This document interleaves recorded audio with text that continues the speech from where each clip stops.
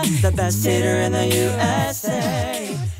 Welcome back to the National Jewish Outreach Program, Seder. And we have a lot of items to cover in this segment.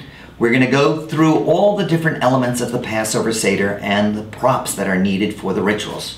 Of course, the most important, or one of the most important, is the wine and the grape juice. We're supposed to drink 4 cups of wine on Passover so that we can feel liberated. The minimum amount that you're supposed to drink is 3.3 ounces each cup, but don't worry about that. Just make sure that you feel liberated at the end of the night. Of course, we have the Montes. Now here we have a matzah cover with 3 matzahs underneath. And there are those who say that the reason for that is because there are 3 different types of Jews. There's the Kohen, the priestly family, the Levite family, and the regular Israelites. But also another reason is because we have different blessings that we make over the matzahs, and we make sandwiches. So we need more than the natural 2 matzahs that we have, let's say like on Sabbath, on holidays. We have here the Seder Plate. Now, the key element of the Seder is the Paschal sacrifice that used to be brought in ancient times. That was 3,300 years ago. So here we have a shank bone that's a little roasted. We also have the egg, the hard-boiled egg that's also roasted. And this represents the cycle of life.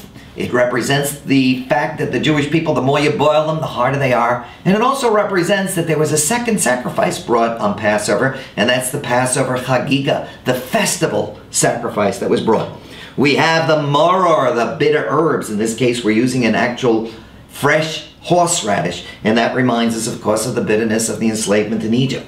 We have the charosis, which is a mixture of, very often, delicious apples, wine, nuts, and it represents the mortar that the ancient Hebrew Israelites used to build the store cities together with the bricks.